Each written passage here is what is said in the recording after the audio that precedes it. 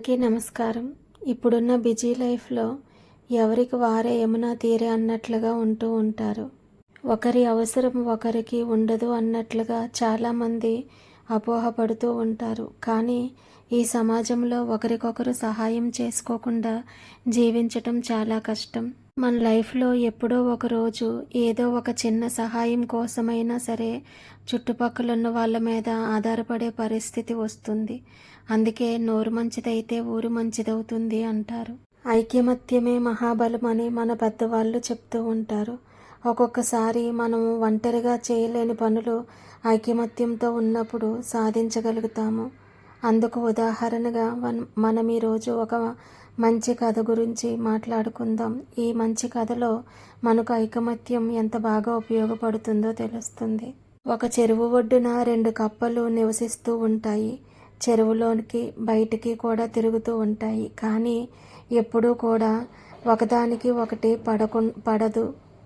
అయితే ఒకరోజు అనుకోకుండా ఈ 2 కప్పలు కూడా ఒకేసారి చెరువులో నుంచి బయటకు వచ్చి పక్కన ఉన్న బావిలో పడిపోవటం జరుగుతుంది.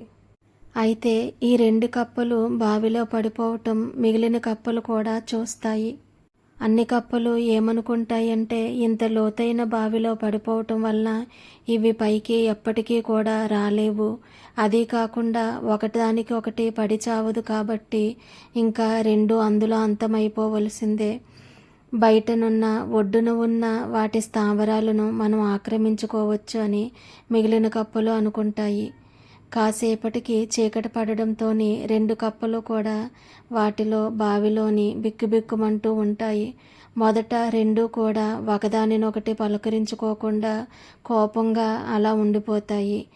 2 కూడా ఒకదానికొకటి సహకరించుకోకుండా విడివిడిగా ఒకదానికొకటి దేనికది బావిలో నుండి బయటకు పడటానికి ప్రయత్నిస్తూ ఉంటాయి.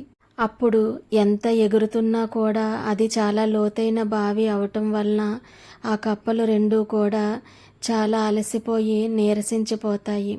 అప్పుడు దీనంగా ఒక కప్ప కళ్ళలోకి ఒక కప్ప చూసుకొని ఇంకా మాట్లాడుకునే సమయం ఆసన్నమయ్యిందని మనసులో అనుకుంటాయి. అప్పుడు 2 కప్పలు కూడా ఒకదానినొకటి పలకరించుకొని మనిద్దరము ఒకరికొకరం సహాయం చేసుకుంటేనే ఈ బావిలో నుంచి బయటపడగలము అని అనుకుంటాయి. అప్పుడు బలంగా ఉన్న ఒక కప్ప నెమ్మదిగా ఆ బావి యొక్క గోడను గట్టిగా పట్టుకొని ఆనుకొని ఉంటుంది. అప్పుడు 2వ కప్పను నా వీపు మీద నుంచి నువ్వు కాస్త పైకి ఎక్కువ అని చెప్తుంది. అప్పుడు 2వ కప్ప మొదటి కప్ప వీపు మీద నుండి పైకి ఎక్కుతుంది. అదేవిధంగా కాసేపు అయ్యాక 2వ కప్ప మొదటి కప్ప వీపు మీద నుంచి ఇంకొంచెం పైకి ఎక్కుతుంది. అలాగా ఒక కప్ప పట్టుకొని ఒకదానికొకటి నిచ్చెన కింద ఒకదాని వీపు మీద నుండి ఇంకొకటి పైకెక్కే వరకు కిందది మోస్తూ ఉంటుంది. కిందది ఎక్కినప్పుడు పైది మోస్తూ ఉంటుంది. వాటి యొక్క గోర్ల సహాయంతో అది ఆ గోడని గట్టిగా ఆనుకొని పట్టుకొని అవి పైకెక్కుతూ ఉంటాయి. ఆ విధంగా 2 కప్పలు కూడా ఒకదానికొకటి సహాయం చేసుకొని మిగిలిన కప్పలన్నీ ఆశ్చర్యపోయేలాగా ఆ బావిలో నుంచి బయటపడటం జరుగుతుంది. ఈ కథలోని నీతి ఏమిటి అంటే ఎంత శత్రువులైనా సరే కష్ట సమయంలో ఒకరికొకరు సహాయం చేసుకున్నప్పుడు ఆ కష్టంలో నుండి బయటపడగలుగుతాము. జీవితంలో అన్నింటికన్నా పెద్ద సమస్య ఏమిటి అంటే మరణము. అది ఏదో ఒక రోజు మనల్ని కబలిస్తుంది. దానికన్నా పెద్ద సమస్య మనిషికి అహంకారం రూపంలో తలెత్తుతుంది.